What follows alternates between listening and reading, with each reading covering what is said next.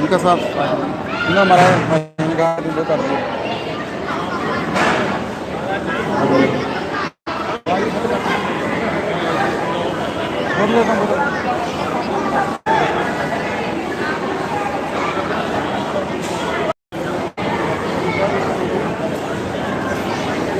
Hello, मैं जो सेवादार ने कृपा बेनती करना बजानू समझा आगे बढ़ा दें ताकि प्रवचन का समा हो चुका है। मैं सेवादार को बेनती करना इन्होंने बच्चों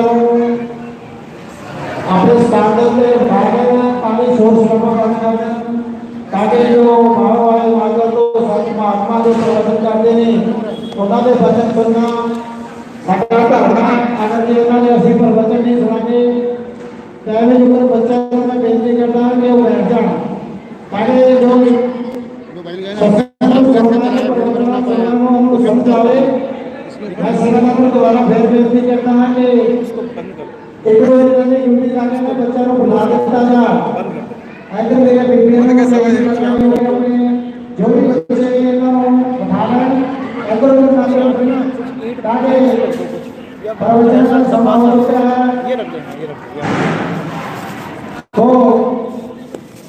ਤੁਹਾਡੇ ਸਾਹਮਣੇ ਮੈਂ ਮੇਰੇ ਬਾਬੂ ਦਾ ਆਤਮਾ ਦੇ ਪ੍ਰਵਚਨ ਸੁਣਾਉਂਗੀ। ਬੋਲੇ ਸੰਤ ਮਹਾਰਾਜ ਕੀ ਜੈ।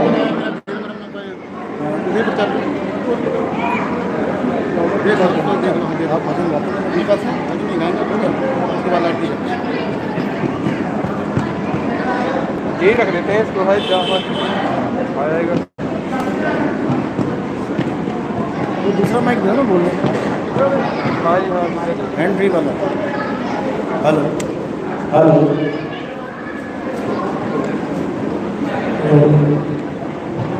हेलो हेलो साहिब सलाम भोले सतगुरु की शोध साहिब की सभी संतों की सभी भक्त समाज की आज के आनंद की साहिब लगा लूंगा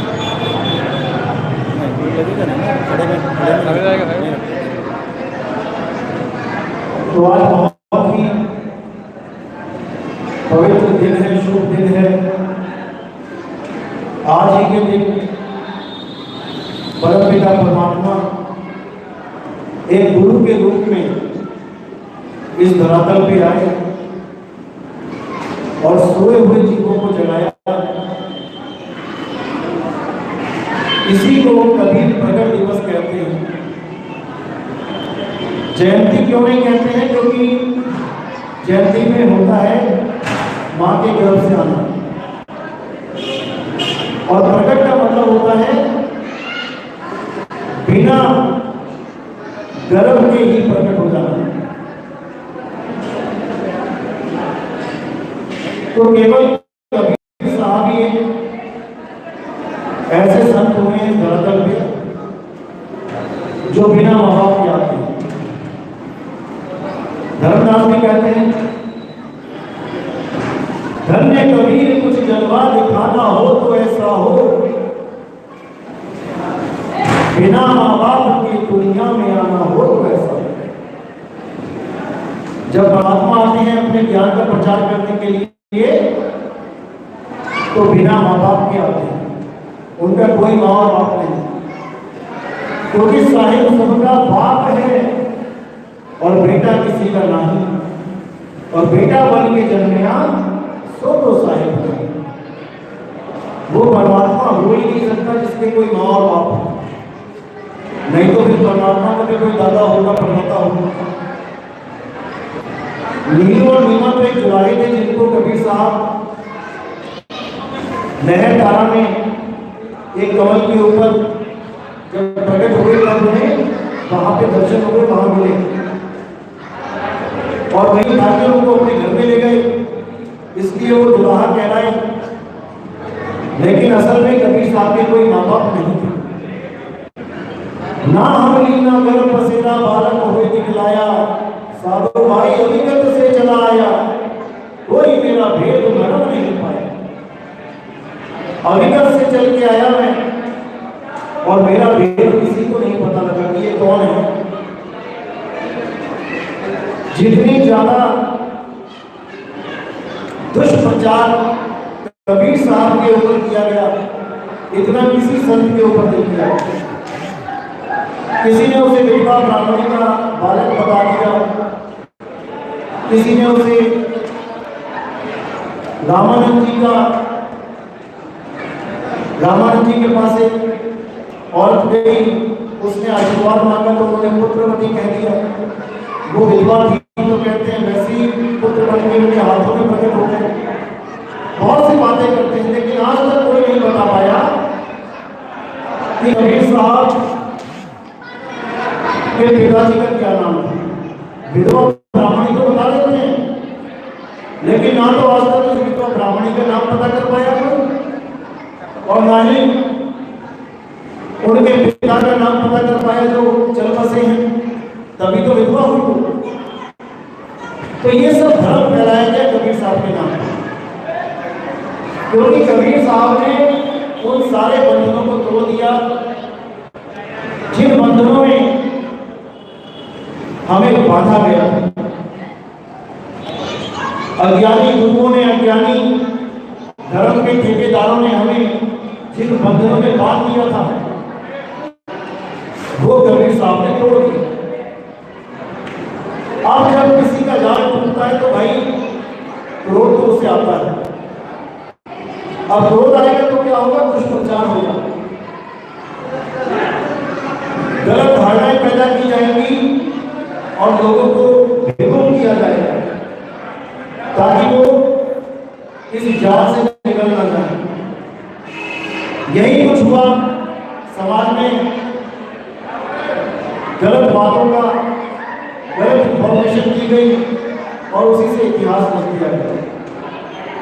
लेकिन कबीर साहब ने अपनी गाड़ी में बिल्कुल स्पष्ट किया है कि 5 तत्वों का लड़ गई मेरा, जानो ज्ञान अपारा, सत्य स्वरूपी नाम साहिब का, सो निज नाम हमारा। कि मेरा ये 5 तत्वों का लड़ नहीं है, मैं कोई शरीर नहीं हूं, मैं एक आत्मदेव हूं, और तुम भी कोई शरीर नहीं हो, तुम भी एक आत्मदेव हो।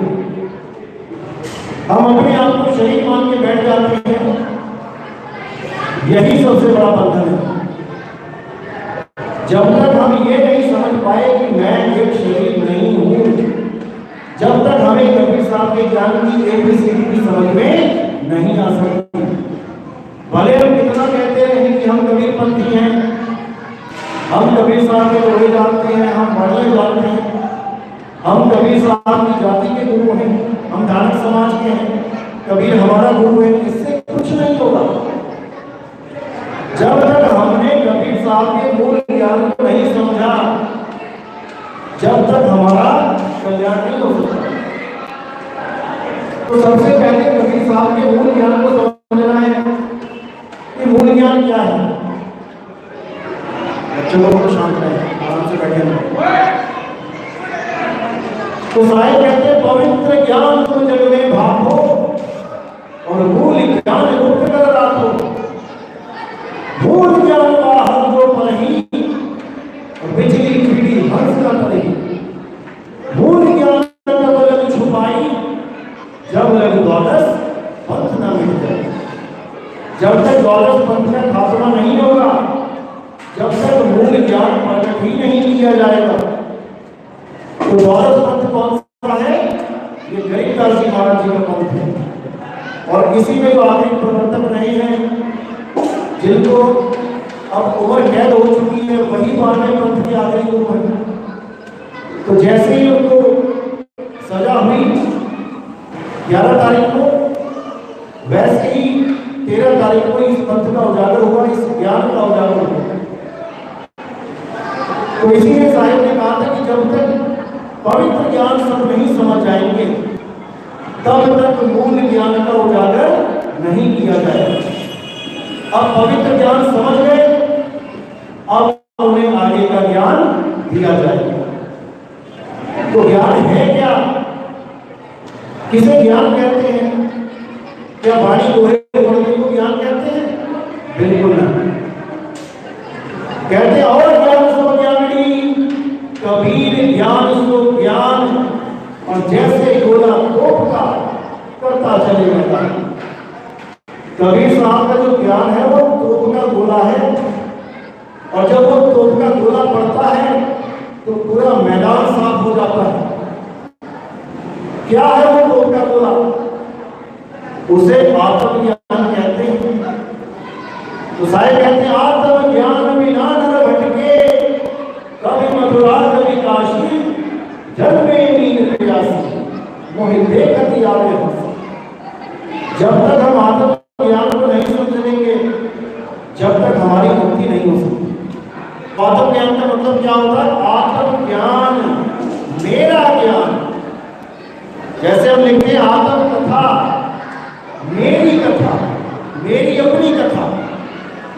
मैं अपनी आत्म कथा में किसी और का जिक्र नहीं करूंगा, मैं केवल अपने बारे में बताऊंगा।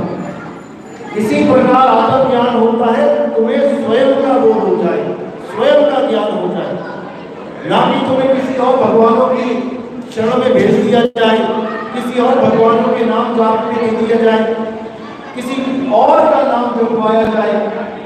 इसको आत्मज्ञान नहीं कहते। आत्मज्ञान कहते हैं जब मुझे स्वयं का बोध हो जाए कि मैं क्या हूं, क्या मैं शरीर हूं, क्या मैं मन हूं, क्या मैं माया हूं, क्या मैं तीन गुण हूं, रजोगुण सत्वगुण तमोगुण, क्या मैं 25 प्रकृतियां हूं, इनमें से मैं कुछ भी नहीं हूं, तो फिर मैं हूं क्या? इस पे विचार करना। तो साहिब कहते हैं तुम एक आत्मदेव हो, तुम अजर अमर अविनाशी हो, लेकिन जीव होके बार बार जन्म मरण में चक्कर काट रहे हो। जीव भी अविनाशी है, लेकिन वो निर्भय नहीं है, वो मुक्त नहीं है। जीव सोए जो चुप चुप जीवे, उत्पन्न पर माही, और देह धरे भर में 84, निर्भय तब होना है। ये निर्भय कभी नहीं हो सकता। आज बहुत से जीव पंथ चलते हैं कि जीव ही परमात्मा है, जीव ही सब कुछ है। जीव सब कुछ नहीं है। अरे बहुमत धन में बांध गया एक बेचारा जीव, और केवल छूटे आपने जेल छुड़ाए भी। वो जीव बंधन में है, आप और हम सब बंधन में हैं। जब तक वो परमात्मा दया ना करते, वो बंदी छोड़ दया ना करते, तब तक हम बंधन मुक्त नहीं हो सकते। और वो दया कैसे करता है? कैसे पता लगे कि परमात्मा हम पे दया कर रहा है? अब कुछ लोग सोचेंगे हमारे घर में सुख शांति है तो समझ लो कि परमात्मा हम पे दया कर रहा है। कई लोग सोचेंगे कि हमारी दुकान बढ़िया चल रही है तो परमात्मा हम पे दया कर रहा है। कई सोचेंगे हमारा घर परिवार पूरा हो गया, अब हम पे परमात्मा दया कर रहा है। बिल्कुल नहीं। परमात्मा जब दया करता है तो क्या होता है? अरे प्रभु कृपाल कृपा करे, नाम नानक साधु संग में। जब परमात्मा दया करता है तब आपको किसी साधु का संग मिलता है, और जब साधु का संग मिलता है तब आपको नाम की सोची जाती है कि नाम है क्या। क्योंकि जब तक साधु का संग नहीं मिलेगा, नाम के बारे में आप सोच भी नहीं सकते कि नाम क्या है। क्योंकि जहां पर भी नाम का जिक्र आएगा आप उसको बाबा नाम मानकर ही जपने लग जाओगे। जैसे हिंदू राम राम जपने लग जाएंगे, सिख भाई वाहिगुरु वाहिगुरु जपने लग जाएंगे, मुसलमान अल्लाह अल्लाह जपने लग जाएंगे, ईसाई अपनी प्रेयर जपने लग जाएंगे, हालेलुया करने लग जाएंगे। लेकिन ये सारे नाम 52 अक्षरों से निकले हैं। इसीलिए ग्रंथ साहब ने भी बोला कि 52 अक्षर लोक सब कुछ नहीं माही, और ये आखिर मिल जाएंगे वो आखिर में नहीं। 52 अक्षरों के द्वारा आप जितने मर्जी नाम जप लो, ये सब इंसान ने बनाया। किसी ने हिंदी के नाम बना दिए, किसी ने पंजाबी के नाम बना दिए, किसी ने उर्दू फारसी के नाम बना दिए। इन्हीं नामों में सब उलझ गए, लेकिन उस सतनाम को कोई नहीं जान पाया कि सतनाम है क्या। सब 52 अक्षरों में उलझ गए, सब बोलने लिखने पढ़ने वाले नामों में उलझ गए। किसी ने बाजी पाशाही ने बोला कृत्रिम नाम कथे तेरे जीवा, सत्य नाम तेरा बड़ा होगा। कि कृत्रिम नाम, नकली नाम, बोलने वाले नाम, जीव से ये नकली नाम है। इन नामों को जब भी मुक्ति नहीं हो सकती। अब वो असली नाम क्या है? उसको सत नाम कहते हैं। जो सत्य है, जो किसी आदमी ने नहीं बनाया। आज सच जुगाड़ सच, है भी सच नानक होसी भी सच। उसको ना तो आज तक कोई बना पाया है, ना ही उसका कोई विनाश कर सकता है। ये इंसानी नाम, ये 52 अक्षरी नाम तो कोई भी लिख के मिटा देगा, लेकिन कबीर साहब इसको नहीं मानते। वो कहते हैं ओंकार लखे तो कोई और फिर लिख मिटना ना हो। ओंकार याद में जाना, लिखे और मिटे ताही ना माना। जो लिख के मिटा दिया जाए वो नाम नहीं है। लेकिन जितने भी गुरु बैठे हैं ये सब वही नाम लेते हैं जो लिख के मिटाए जा सकते हैं। इसीलिए ग्रंथ साहब ने, कबीर साहब ने फिर बोला 52 अक्षर जोरे आन, सत्य अक्षर एक पहचान। सत्य का शब्द कबीरा का है, पंडित होए सुवन पहला है। यानी 52 अक्षर जोरे आन। ये कितने 52 अक्षर जोड़ दिए, देखो कितने सारे नाम बना लिए, हिंदी पंजाबी उर्दू फारसी। अब परमात्मा की किसी को प्यास लगती है तो गुरु इन्हीं नामों में से कुछ पकड़ा देता है। बेटा राम राम जप लो, वाहेगुरु जप लो, सोहम सोहम जप लो। जबकि कबीर साहब बिल्कुल खंडन करते हैं 52 अक्षरों का। अरे 52 अक्षर जीव आधारा, आदि अक्षर जीभ्यास से न्यारा। वाही को सत सिमरन कहिए और सिमर सिमर नर उतरो पारा। 52 अक्षरों के द्वारा ना तो परमात्मा आज तक किसी को मिला है और ना ही परमात्मा किसी को मिल सकता। जब 52 का टूटे डोरा, सहजे छूटे काल तोड़ा। अरे फिर नहीं आए, फिर नहीं जाए, उस साल शब्द में लगे समझ। उस साल शब्द में सूरत सदा सदा के लिए रहेगी, अजर अमर अविनाशी होगी रहेगी। क्योंकि सूरत फंसी संसार में, से बढ़ गई दूर और सूरत बांधे स्थिर करो 8 पहर में। 8 पहर सूरत को स्थिर रखना है। कहाँ स्थिर रखना है? शब्द में स्थिर रखना। लेकिन कौन से शब्द में स्थिर रखना है? तो यहाँ पे 4 प्रकार के शब्द होते हैं। पूरे ब्रह्मांड में 4 प्रकार के शब्द हैं। अब हमें देखना है कि हमारे गुरु ने हमें कौन सा शब्द दिया। पहले प्रकार का शब्द होता है जाप। जितने भी मंत्र जाप हैं, जितने भी नाम हैं, हिंदी के, पंजाबी, उर्दू, फारसी, जापानी, नेपाली, तो किसी भी भाषा वो जाप कहलाते हैं। तो साहिब कहते हैं जाप मरे, यानी कुछ नहीं जपना। अगला नाम होता है अजपा। अजपा होता है श्वासों के द्वारा।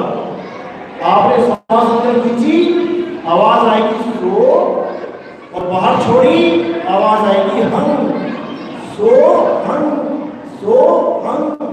इसको अजपा जाप कहते हैं। ये मुख से नहीं जपा जाता, ये श्वासों के द्वारा जपा जाता है। जैसे आपने सुना होगा श्वासों की माला में शुरू में तेरा नाम, मुंह से नहीं सिमरना, उसको श्वासों में चलाना है। तो साहिब कहते हैं जाप मरे, अजपा मरे, ये भी नहीं करना है। अब क्या है तीसरा नाम? अनहद। वो कैसे जपते हैं? कानों में उंगलियां डाल के, आधा आधा घंटा, 1 घंटा कानों में उंगलियां डाल के उस अनहद नाद को सुन के योगी प्रसन्न रहते हैं।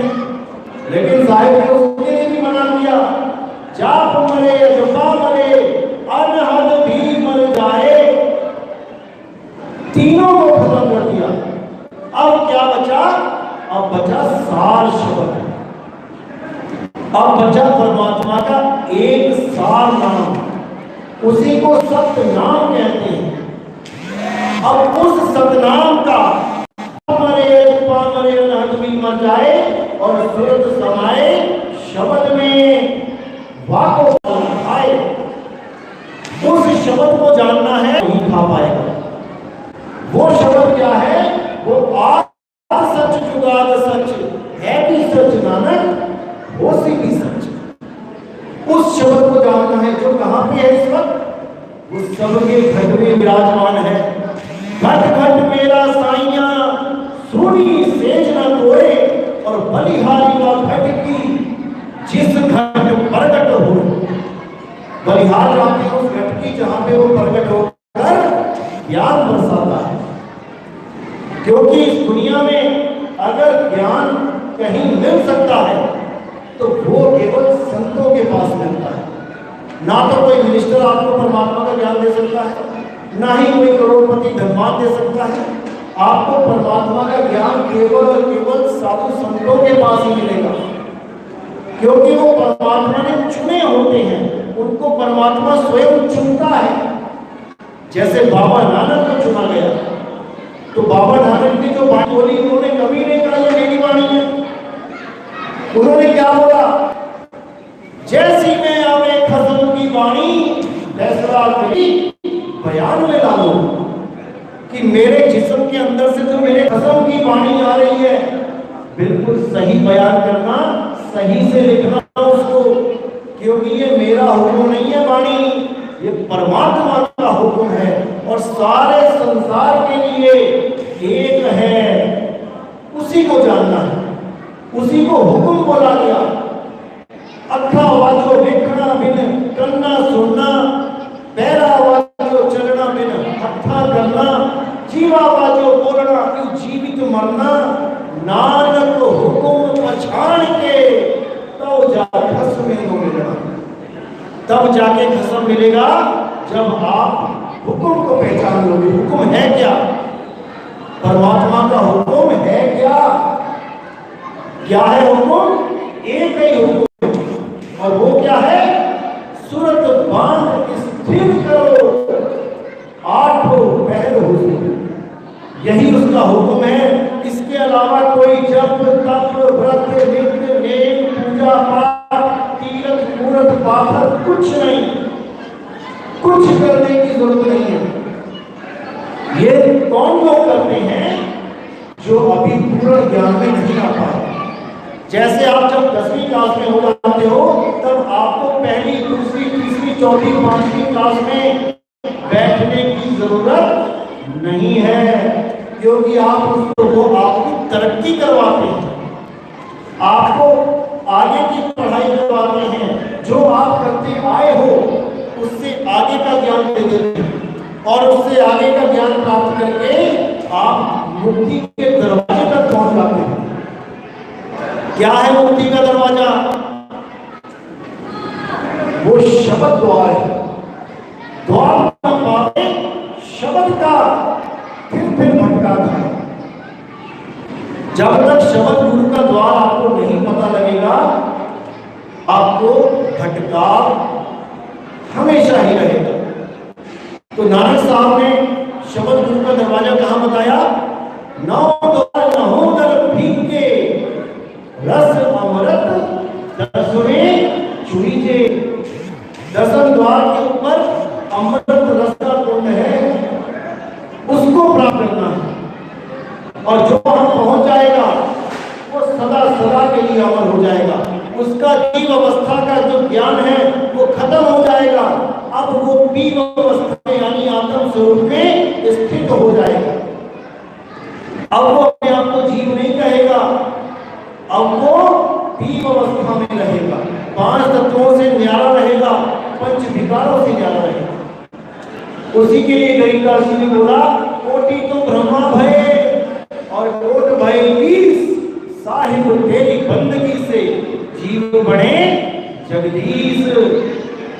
जीव ही जगदीश हो जाता है, लेकिन जब उसे वेदी गुरु भेद बता देता इसी को साहित्य बोला, अब तो जाए चले सिंहासन और मिले है सारद पानी, राम कबीरा एक भय है और कोई न सके बचाने।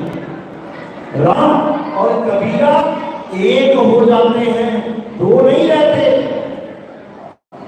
जब तक आप अपने अलावा किसी और की शरण में बैठे हो, किसी और की आस में लगा के बैठे हो कि कोई मुझे पार करेगा, आप पार नहीं हो सकते। भव सागर इसलिए बोला गया, इसका नाम कोई समुद्र नहीं है वहां पे, लेकिन सागर क्यों बोला गया? क्योंकि सागर केवल एक कला के द्वारा पार किया जा सकता है, पैदल चल के नहीं। बड़े से बड़ा, तेज से तेज दौड़ने वाला आदमी इस दुनिया का कोई भी है, कितना ही तेज क्यों ना भागते हो, लेकिन अगर समुद्र सामने आ गया तो उसकी सारी दौड़ शाम जाती है। अब उसके पैर काम नहीं करेंगे वहां पे, वो भाग ही सकता समुद्र पे। अब वो तैरेगा, और कब तैरेगा? जब उसे तैरना आता हो, किसी गुरु से उसने तैरना सीखा हो। इसीलिए भवसागर बोला गया कि सागर में तो कला यूज होगी, बिना कला के कोई उसे पार नहीं कर सकता। और वो कला क्या है? वो कला है तैराकी। तैरना होगा तुम्हें, तैरना सीखना पड़ेगा। किससे? गुरु से। गुरु तुम्हें तैरना सिखाएगा, 1 महीना सिखाए, 2 महीना सिखाए, 3 महीना सिखाए, लेकिन सिखाएगा वो तुम्हें ही, ना कि तुम्हें ये कहेगा कि तू मेरा चेला, मैं तेरा गुरु, अब तू कभी भी भवसागर में डूबेगा तो मैं तुझे आऊंगा बचाने। अगर कोई गुरु ये कहता है कि मैं तुम्हें बचाने आऊंगा, अंत समय में मैं तुम्हें लेने आऊंगा, उससे बड़ा धोखेबाज इस दुनिया में नहीं है। क्योंकि तुम्हें उसने बैसाखियां पकड़ा दी, जबकि तुम्हें दौड़ना सिखाना था, तुम भागते, लेकिन उसने तुम्हें भगाया नहीं। उसने अपने नाम की बैसाखियां पकड़ा दी कि मैं आऊंगा तो तू पार होगा, और मैं कहीं बिजी हो गया, नहीं आ पाया तो जा चला से। सदगुरु कौन होता है? जो तुम्हें अपने जैसा बना ले। अरे कीट न जाने भ्रम को दूर कर ले आप समान। तैराक तुम्हें तैराकी सिखा के अपने जैसा बना लेगा। अब तुम्हें किसी और तैराक की जरूरत नहीं है।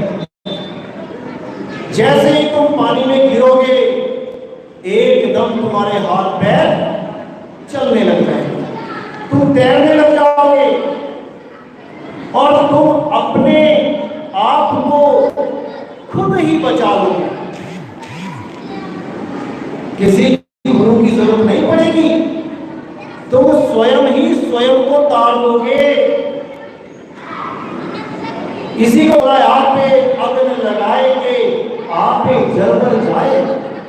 यानी बांस जंगल में होता है, हवा चलती है, आपस में रगड़ खाता है, और रगड़ खा के अग्नि प्रकट कर देता है, और खुद ही अग्नि प्रकट करके खुद ही जल जाता है।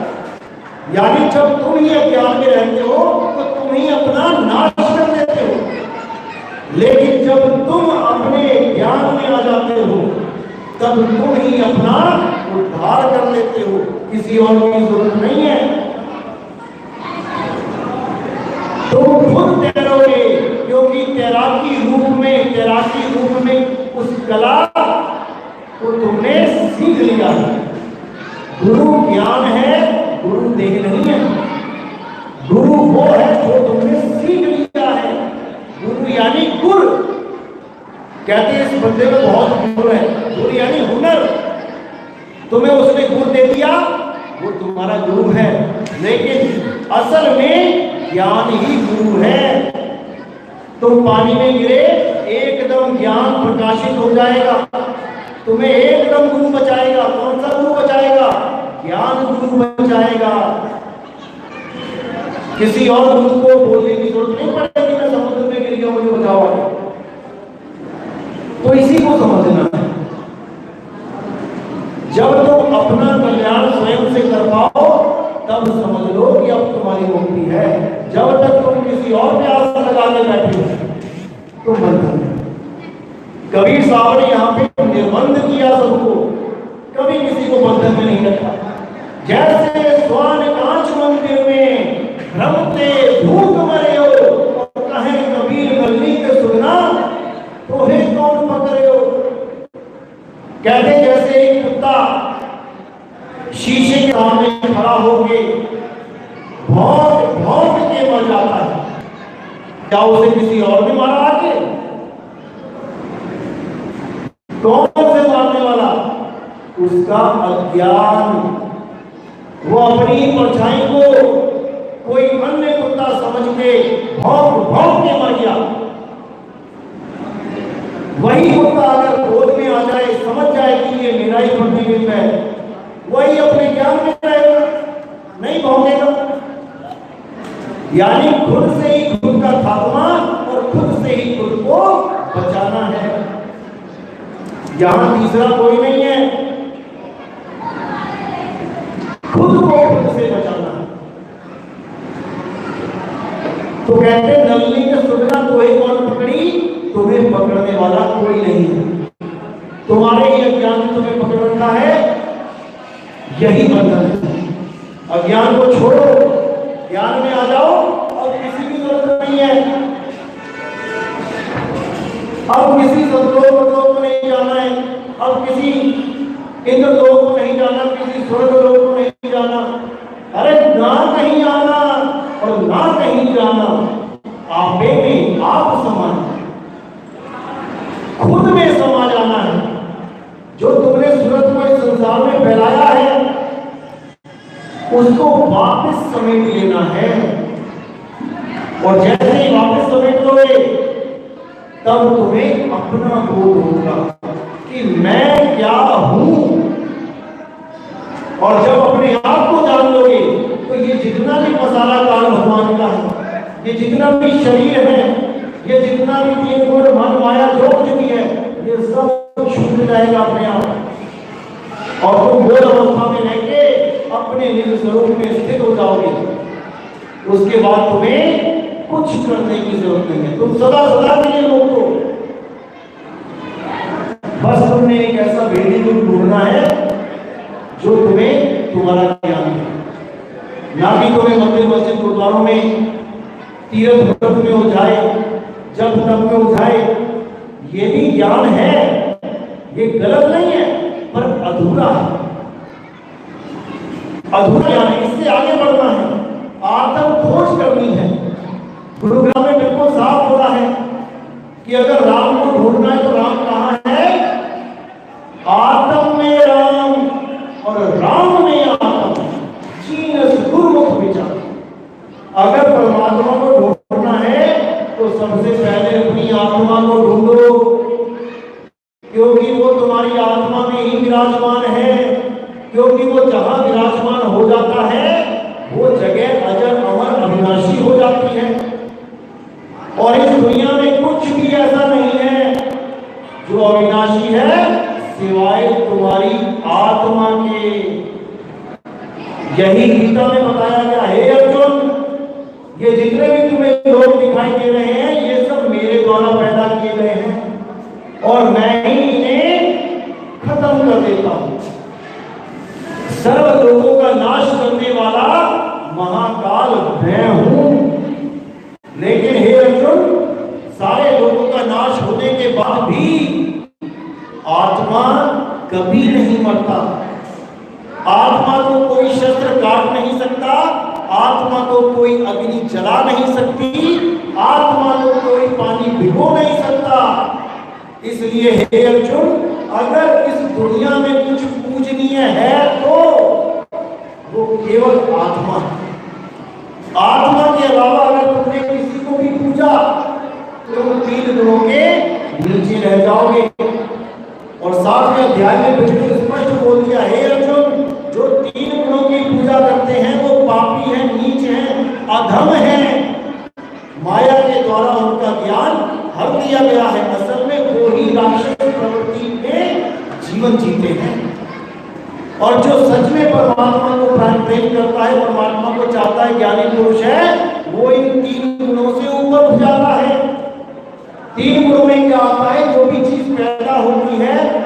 बनती है और नाश हो जाती है, वो 3 गुणों में आती है।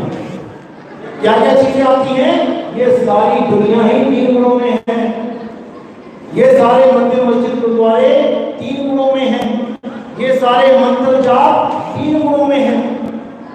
कबीरपंथी सोचते हैं कबीर कबीर जपने से परमात्मा मिल जाएगा। भाई कबीर नाम भी 3 गुणों में है। का से शुरू होता है, बी और रा में खत्म हो जाता है।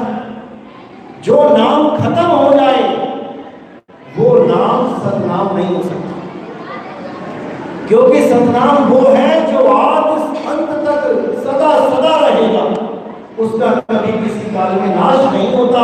और वो कौन है? तुम्हारे स्वरूप, तुम्हारा शुद्ध चैतन्य स्वरूप ही सतनाम है। उसी को आत्म राम कहते हैं, उसी को जानना है। सारा झगड़ा आत्म राम का है। जैसे दुनिया भर के बिजली के जो यंत्र हैं, जैसे पंखा, bulb, AC, cooler, fridge, press, geyser, heater, ये सब अलग अलग दिखाई देते हैं। यानी मानो ये हम सब शरीर रूप में हैं, सब अलग अलग दिखाई देते हैं। कोई आदमी दिखाई दे रहा है, कोई औरत दिखाई दे रहा है, कोई कुत्ता, बिल्ली, हाथी, घोड़ा दिखाई दे रहा है, लेकिन इनमें दौड़ने वाली बिजली एक है। इन सब में एक बिजली दौड़ती है। इसी प्रकार हम सब शरीर तो भले अलग अलग हैं, लेकिन हम सबका आत्म स्वरूप एक है। हम सब आत्मिक रूप में एक हैं। लेकिन कोई कहे जीव ही परमात्मा है, तो वो नहीं। जीव नाम है ज्ञान का और परमात्मा नाम है परम ज्ञान का। तो साहिब कहते एक कहो तो हूं नहीं और 2 कहूं तो गारी, जैसा है तैसा कहूं कहे कबीर विचारी। कोई कहे कि जीव ही परमात्मा है या आत्मा ही परमात्मा है, जीवात्मा नहीं। एक कहूं तो है नहीं और 2 कहूं तो गारी। कोई कहे कि आत्मा और परमात्मा अलग अलग दिखाई देते हैं, तो वो भी नहीं है, स्वरूप एक नहीं है, बस बोध का फर्क है। बोध में आ गए सब एक हैं, बोध नहीं है सब अलग अलग है। सारा खेल बोध का। तो इसी को समझना है और पूर्ण ज्ञान में आ जाना है, आत्म ज्ञान में आ जाना है, क्योंकि हम सबका गुरु एक है। उसी को शब्द गुरु बोला गया। शब्द गुरु सुनत धुम चेला, मिले परस्पर भया अकेला। अरे ना कोई गुरु ना कोई चेला, तुम उड़ जा हंस अकेला। हम सब शरीरों को पकड़ के बैठ गए, ये मेरा गुरु है, वो तेरा गुरु है, वो फलाना किसी का और गुरु। जब तक हम शरीरों में उलझे रहेंगे, जब तक हमको सारे गुरु अलग अलग दिखाई देते रहेंगे। जब हम उस आत्म स्वरूप में आ जाएंगे, उस करंट में आ जाएंगे, तो हम सब एक हो जाएंगे। और वो एक गुरु सबका है। वो हिंदुओं का भी है, वो मुसलमानों का भी है, वो सिखों का भी है, वो ईसाइयों का भी है। सबका एक गुरु है। उसी को हम शब्द गुरु कहते हैं। वही शब्द गुरु है, वही परमपिता परमात्मा है, वही बंधनों से छुड़ाने वाला बंदी छोड़ है। उसी को ढूंढना है, वही कबीर है। अरे करता केवल नाम है, बब्बा ब्रह्म शरीर राला सब में रम रहा, बापो नाम कबीर। वो आत्म स्वरूप ही कबीर है, उसी को जानना है। तो कहते दास मलूक सलूक कहते हैं, खोजो खसम कबीर। उस आत्म स्वरूप को जानो, उसी आत्म स्वरूप में तुम्हारा परमात्मा विराजमान है। तुम्हें परमात्मा जरूर मिलेगा, लेकिन तुम्हें सिंहासन चढ़ना पड़ेगा। बिना सिंहासन पे चढ़े तुम परमात्मा नहीं हो सकते, तुम राजा नहीं हो सकते। सिंहासन तो चढ़ना पड़ेगा, अब तो जाए चढ़े सिंहासन, मिले हैं सारंग पानी और राम कबीरा एक भय है, कोई ना सके बचा। तो इसी के साथ मैं वाणी को विराम दूंगा और जो भगत लोग आए हैं, संत महात्माएं हैं, वो अपना वाणी प्रचार करेंगे, भजन गाएंगे। तो इसी के साथ मैं वाणी पे विराम देता हूँ। बोली सत्यवती छोड़ सतगुरु सत्य कबीर साहिब की सदा ही जय हो, सदा ही जय हो मेरे मालिक की साहिब पर ही सतनाम।